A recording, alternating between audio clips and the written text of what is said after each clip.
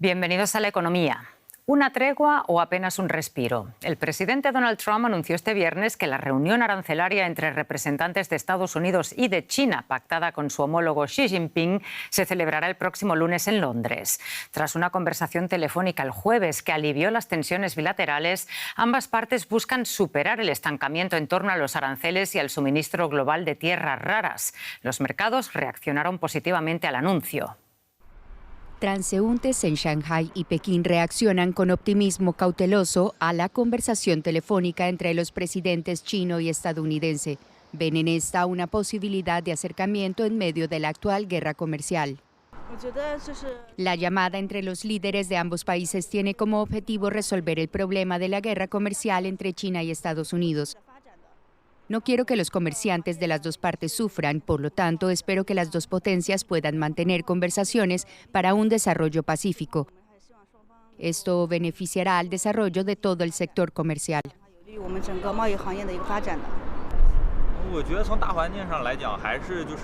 Debemos intentar entendernos mutuamente respetando la soberanía de cada uno. Ambas partes pueden ver las cosas desde ángulos diferentes. Pero cuando nos sentamos y hablamos, no debe haber nada que no se pueda discutir. Tras el acuerdo alcanzado en Ginebra el 12 de mayo para reducir los aranceles durante 90 días, el conflicto comercial ha vuelto ahora a recrudecerse. Pekín se siente provocada por Washington, entre otras cosas por los nuevos controles a la exportación de los chips de inteligencia artificial. Y Estados Unidos acusa a China de no suministrarle tierras raras que necesita con urgencia.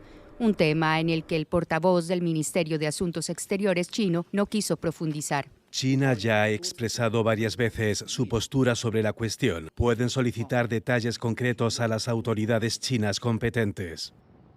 Para muchos, la conversación entre los dos mandatarios es un respiro. Pero para algunos analistas falta mucho para celebrar progresos. Los acuerdos comerciales necesitan un diálogo real. Deben sentarse en una mesa y decir, muy bien, hay que hablar de números. Esto es lo que necesitamos nosotros y esto es lo que ustedes necesitan. Vamos a encontrar una manera de llegar a ese punto, así que estamos en el camino hacia algo más grande, porque ambas partes saben que necesitan algo más grande. Y creo que forma parte del plan y la estrategia, ya que ambas partes necesitan un acuerdo. No pueden seguir de la manera tan ridícula como lo han hecho los últimos meses. Las tan esperadas conversaciones entre China y Estados Unidos ya tienen fecha y lugar. Serán el próximo lunes en Londres. El desempleo en Estados Unidos se mantuvo estable en mayo en el 4,2%, con 139.000 nuevos empleos creados, superando las expectativas del mercado. Los sectores de salud, ocio y asistencia social impulsaron el crecimiento, mientras que el gobierno federal continuó recortando plazas, con una pérdida acumulada de 59.000 puestos desde enero. La Reserva Federal evaluará estos datos en su próxima reunión, mientras persiste el temor a una recesión tras la contracción del PIB en el primer trimestre. ¿Cuán positivos son estos datos? Vamos hasta Nueva York en busca del análisis. Hola, Ana, ¿cómo estás? El mercado laboral mantiene la salud y la tasa de desempleo, decimos, se queda en el 4,2%. ¿Son estas cifras la evidencia de que la economía va por el buen camino? Son la evidencia de que se está enfriando. La mejor noticia del informe de empleo está en la primera línea sobre la creación de puestos de trabajo, que es algo mayor que lo esperado, pero el detalle es algo más gris. Más de la mitad de los empleos creados, 78.000, corresponden al sector de la salud y la asistencia social y responden a las necesidades de una sociedad que está envejeciendo. El sector industrial que Trump quiere impulsar perdió 8.000 puestos de trabajo en mayo. Además, se ha rebajado la creación de empleo en marzo y en abril se ha revisado a la baja en 95.000 empleos nuevos. Así que la creación media mensual de puestos de trabajo pasa de los 168.000 empleos del año pasado a 124.000 la incertidumbre arancelaria está poniendo freno a la contratación. La tasa de desempleo queda en el 4,2% porque también la población activa ha bajado en 625.000 personas, es decir, que si hubiera este número de personas buscando empleo activamente o trabajando, esta tasa de desempleo sería mucho mayor. Trump ha insistido hoy 2 veces en que la Reserva Federal tiene que rebajar las tasas de interés y ha pedido, de hecho, un punto porcentual entero. Y un punto interesante que has mencionado, Rosa, el Gobierno federal perdió 22.000 empleos en mayo. Acumula unas pérdidas de empleo federal de 59.000 empleos en los últimos 4 meses desde que se puso a funcionar el Departamento de Eficiencia del Gobierno de Elon Musk. Bueno, y Ana, justamente ayer veíamos cómo ese artífice de los recortes de empleo federal a través del Departamento de Eficiencia, Elon Musk, protagonizaba una sonada ruptura, ¿no?, con Trump. ¿Hay tregua un día después? Elon Musk dio ayer por la noche muestras de querer enfriar la acalorada, sorprendente y muy pública ruptura con Donald Trump. El gestor de fondos Bill Ackman dijo en X que era el momento de que hicieran las paces por el bien del país y Musk dijo que no le faltaba la razón. De hecho, canceló su proyecto de parar el proyecto Dragon Space, que es la manera en la que tiene Estados Unidos de comunicarse con la estación espacial. Pero Trump, tras oír las críticas furibundas de Musk a su ley fiscal, a sus aranceles y la sugerencia de que tenía que ser censurado, dice que no quiere hablar con él, está pensando en vender su Tesla y dice que el pobre tiene un problema. Se rumorea que no vaya a haber ningún acto de reconciliación. Musk tiene problemas ahora mismo con sus empresas en Estados Unidos, por supuesto. Qué complicado suena todo. Ana, muchísimas gracias por el análisis y muy buen fin de semana para ti.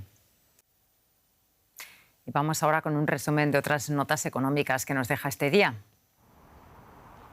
El Banco Central de Rusia redujo por primera vez desde el inicio de la guerra su tasa de interés del 21 al 20% tras la presión ejercida por empresas, altos funcionarios y políticos que cuestionaban su política antiinflacionaria.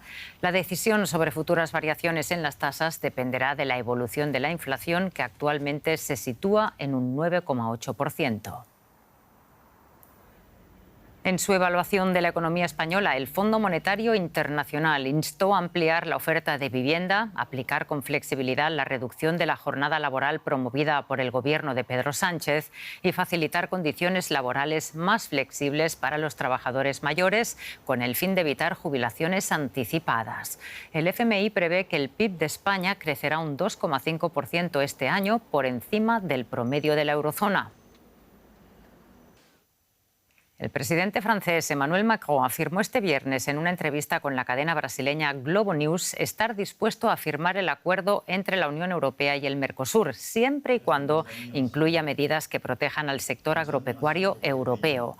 Ante las actuales tensiones comerciales por los aranceles de la administración Trump, el presidente francés, hasta ahora firme opositor del acuerdo, lo considera bueno para algunos sectores. Eso sí, exige que los productos agrícolas importados cumplan las mismas normas que los productos europeos, especialmente en lo relativo al uso fitosanitarios. Ante la amenaza de los aranceles estadounidenses, el canciller alemán Friedrich Merz y otros líderes europeos piden acelerar la aprobación del acuerdo. La primera ministra italiana Giorgia Meloni y el presidente argentino Javier Milei presidieron este viernes en Roma la rúbrica de un memorando entre la petrolera argentina YPF y la italiana Eni para exportar gas natural licuado desde Vaca Muerta, la segunda mayor reserva mundial de gas no convencional. El acuerdo prevé exportaciones por más de 100.000 millones de dólares para Argentina durante 20 años. YPF, controlada por el Estado argentino, es un actor clave para el gobierno de Milei, que quiere que el país se convierta en uno de los principales exportadores mundiales de GNL en la próxima década.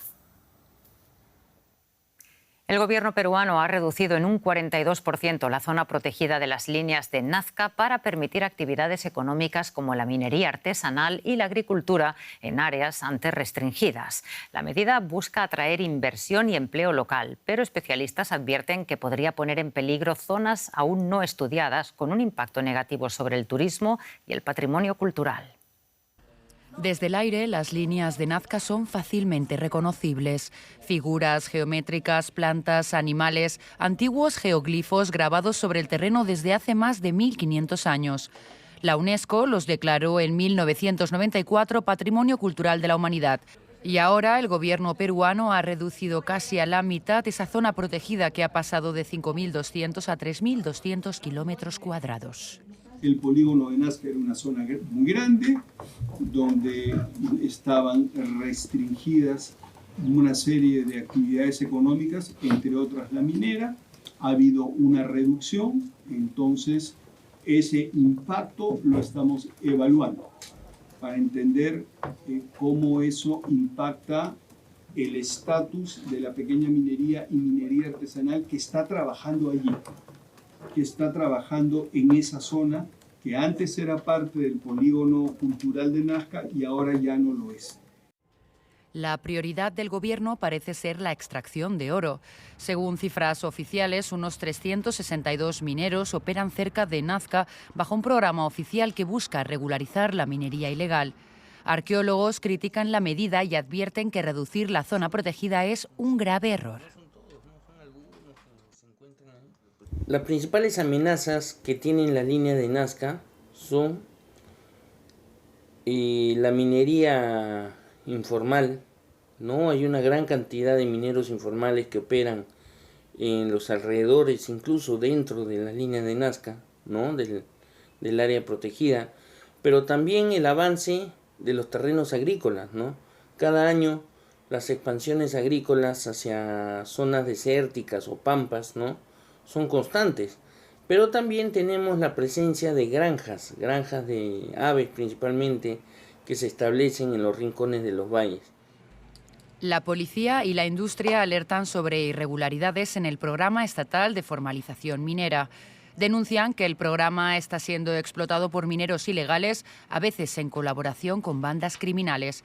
Según el propio gobierno, la minería ilegal genera en Perú más de 3.000 millones de dólares al año, superando los ingresos del narcotráfico. Y hasta aquí la economía. Les invito a que sigan con nosotros aquí en DW. Gracias por su atención y confianza y hasta la próxima.